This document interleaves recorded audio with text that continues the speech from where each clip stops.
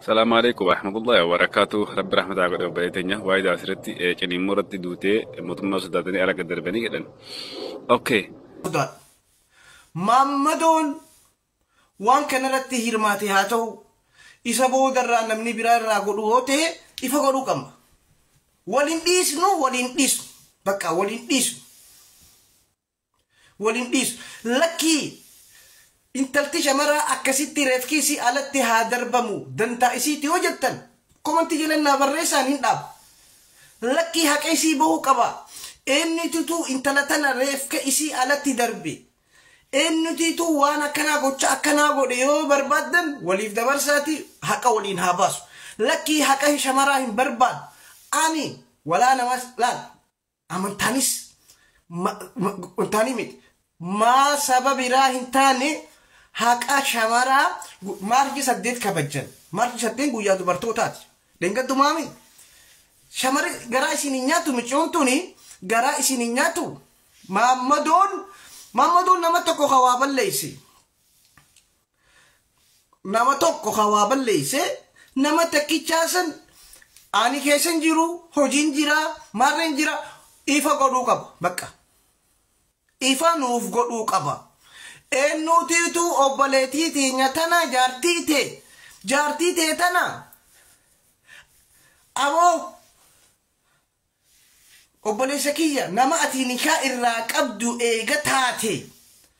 nikaa yoo irraa qabaachuu taate ilmoon tee garaa keessa jirti yoo waliin duutellee shahiideedha. Maaliif fagaattee asoo isiin fayyaa qabdu asoo isiin hin duune alatti darbuu waan haaraa miti. Naaf gala Suudii keessa alatti wal darbuun rakkoo miti. Mucaan ani deengadda sagalee ta'eef namni dillisan gargaare lakkuu lama dhiistee isii ala kaayanii halaala taa'anii ambulaansiitti yaamanii ambulaansiin fuutee ilmaan lakkuu lameen isa bira jiranii isiin garuu mana yaalaa seente shurxaan fuutee kuttee carraa isiiti. Garuu hayyama kee malee obboleetii teenya tana dhalootan isii ganda isii dhaloonni isii Harargee bahaa baddannoo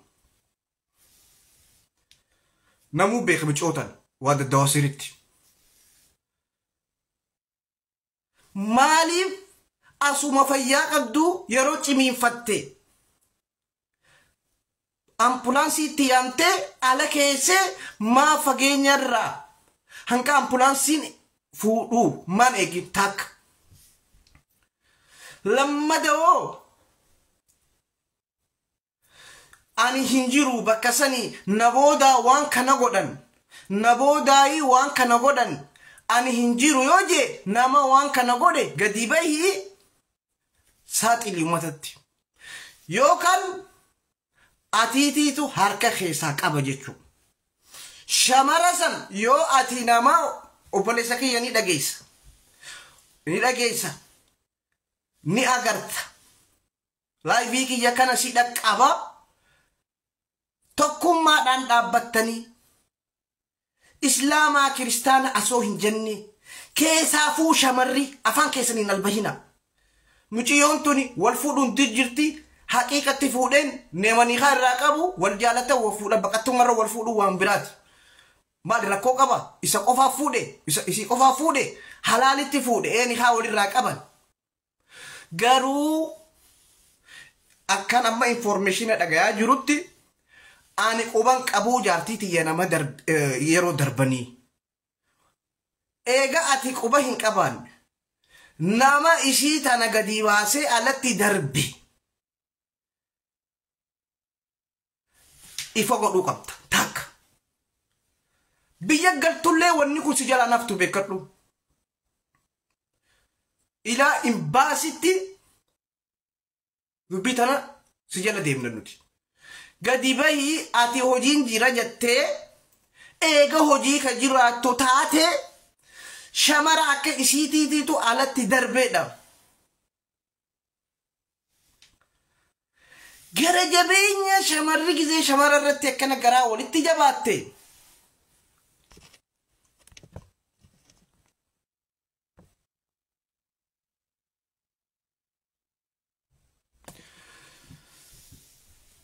anamu dubbii dura addanuu baasa dubbii dura addanuu baasa atiitiitu alatti darbe yoo atitti alatti darbite gadi bahii ummata maqaa hin balleessin footoon na dhaqqabee jira footoon isaanii awwaniniin footoo kee maxxanseef obboleessa kiyya waniniin footoo kee maxxanseef footoo shamarran sanii waniniin hin maxxansiniif shamara isii alatti darbesa waniniin hin maxxansiniif atirraa deebii barbaadeeti yoo ati gadi baatee isaaniitiitu ala gadi darbe yoo hajattu taate shamara san gad fuunee maxxansina yoo garuu ati hacallistu taate wanna kana ati godhe jechuu ati rakke yaada kannadha isinis warri komantii as jala yoo niin dogongore yoo niin ka dogongoru tehe yoo niin ka dogongoru tehe natti hima nin sirreessa ani hojiin jira shamara isin bira galtu birattiin dhiise isaanii alatti darbe yoo hajattu taate shamara san ni maxxansina footoo isaanii jechuu ragaatti goone jechuu lakkii jettee kadhokottu yoo taate siitiitu goosisee beeki kan sheer itti godha fida gurbaa kana namni beeytan sheer godha dafaa fida hundi keessan ennu beekas keessa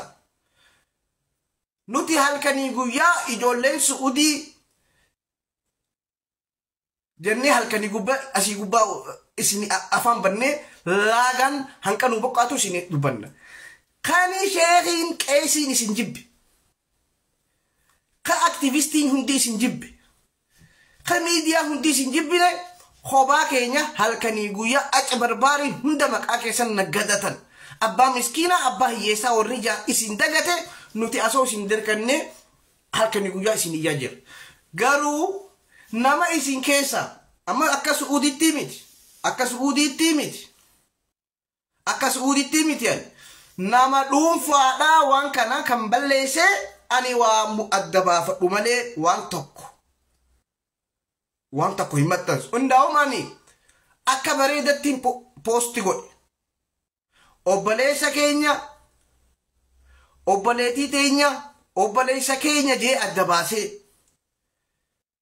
kaniin poosti godhe ati hojii jiruu jaartii ta'e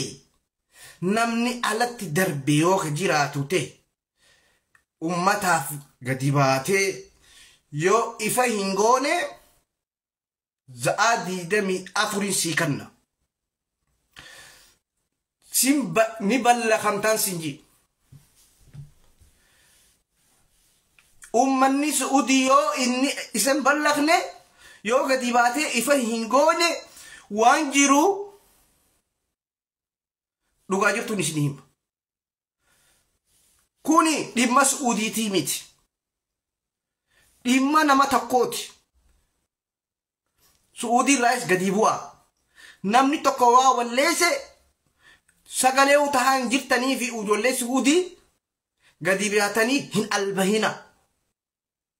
warri albaatan as jala deemtanii warri su'udii mujrima warri su'udii marree warri jettan dhaabaa waan akkana nama tokko waa balleesse Ameerikaa keessatti namni nama 100 tokko waa balleesse Jarman keessatti nama 100 tokko waa balleesse nama takkichaa saniitiitu gottaja Jarmanii miti yookaan Ingilizii miti yookaan Kanaadaadhaa miti ka arrabsan ijoollee su'udii irraa bu'a ka waan kana dalagate akka nama dhuunfaati akka nama dhuunfaa isaati jaartii isaa eenyuutu darbe eega duute darbamte moo ason duune darbamte moo akkamitti darbamte akkamitti karaa shaaraa gubbarratti intalti shamaraa tokko ramadaana ji'a ramadaana kanaan gadi bahi ifa godhi hin godhu jennaan unkaan Suudii keessatti miti biyyatti yoo galte haqa shamara kanaa abadan akka nama dhuunfaa akka nama aniin ijoollee Suudiidhaaf sagalee ta'u tokkotti akka nama keessaafuu shamara miti dhiiraadhaaf